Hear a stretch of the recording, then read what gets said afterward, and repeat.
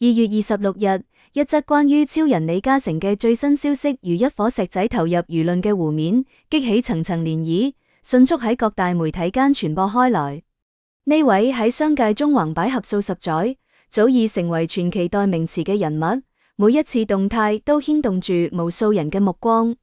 過年期間，97歲嘅李嘉誠現身慈山寺拜財神，呢一消息瞬間成為眾人矚目嘅焦點。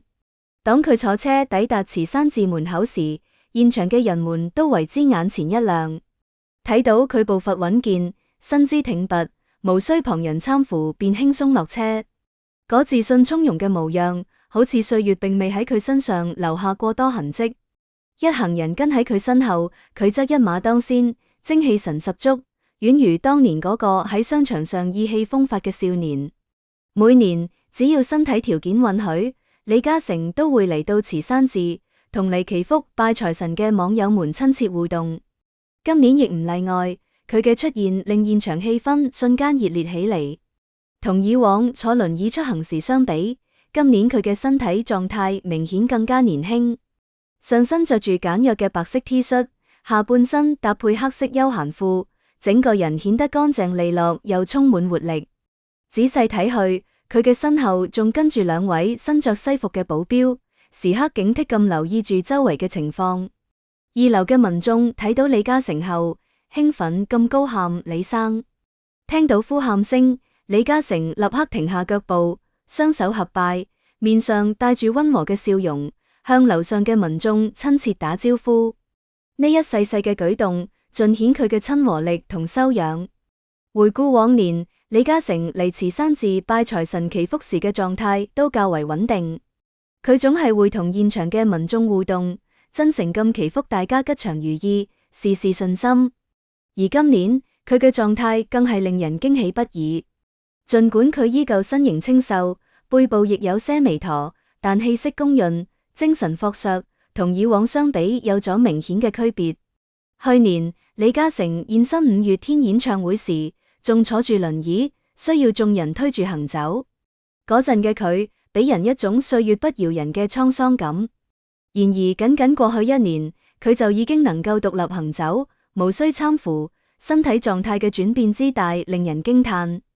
呢一變化唔單止令佢嘅家人同朋友們感到欣慰，亦令無數關注佢嘅人為之欣喜。其實李嘉誠身體狀態嘅好轉並非偶然，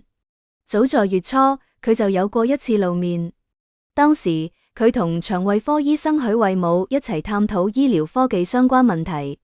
喺交流過程中，李嘉誠早已擺脫輪椅嘅束縛，佢坐喺椅子上，同許教授侃侃而談，時而摘落眼鏡，認真傾聽對方嘅觀點，時而手舞足蹈咁表達自己嘅想法，嗰專注而投入嘅模樣，令人好難相信佢已係一位97歲嘅高齡老人。時間再往前推，前年李嘉誠同密歇根大學徐臻教授合影嘅照片亦曾引起廣泛關注。照片中，佢同徐教授親切交流，共同探討醫療學術技巧。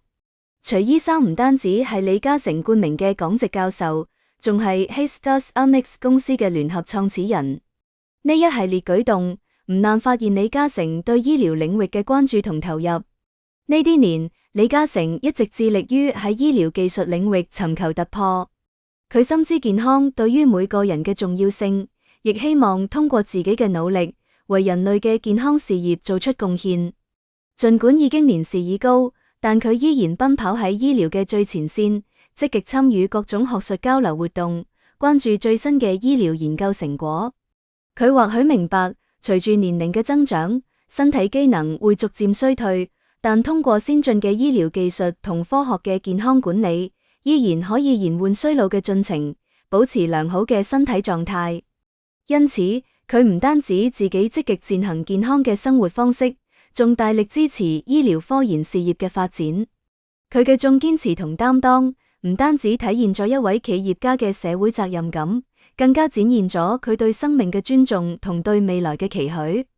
李嘉誠健康長壽嘅原因，除咗對醫療領域嘅關注同探索外，仲得益於佢極佳嘅飲食習慣同合理嘅健康運動計劃。佢曾多次分享自己嘅飲食心得，強調飲食要清淡，以素食纖維為主。喺佢嘅餐桌上，好少會出現大魚大肉等油膩食物，更多嘅係新鮮嘅蔬菜、水果同粗糧。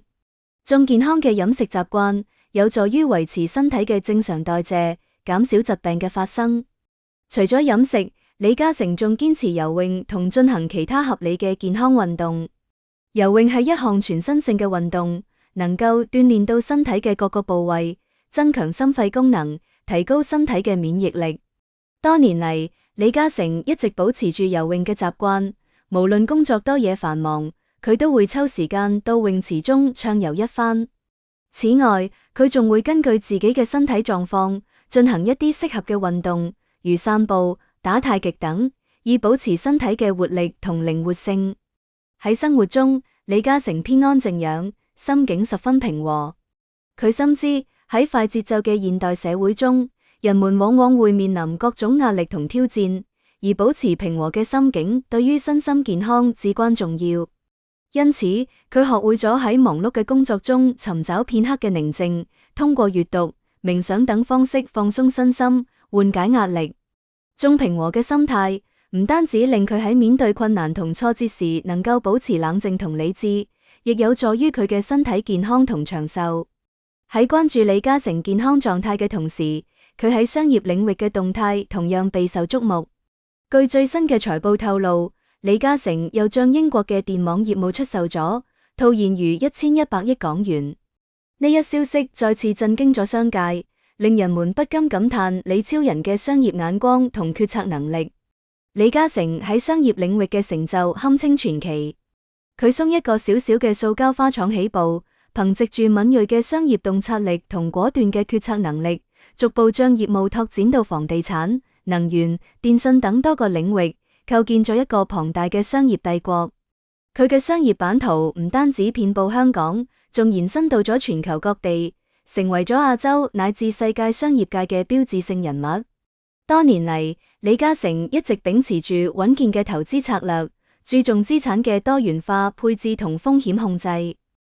喺投資決策時，總係能夠準確把握市場趨勢，提前佈局，喺合適嘅時機買入同賣出資產，從而實現資產嘅保值增值。此次出售英國電網業務，亦係佢根據市場變化同自身戰略規劃做出嘅重要決策。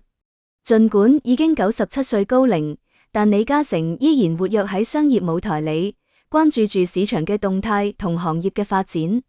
佢嘅每一次商業舉動，都唔單止係為咗追求經濟利益，更加係為咗實現企業嘅可持續發展同社會價值嘅最大化。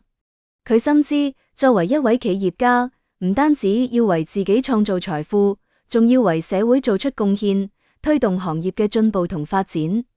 97歲嘅李嘉誠就好似一本厚重嘅歷史書，每一頁都寫滿咗佢嘅傳奇故事同人生智慧。佢喺商界嘅輝煌成就，令人們睇到佢嘅商業才華同領導能力。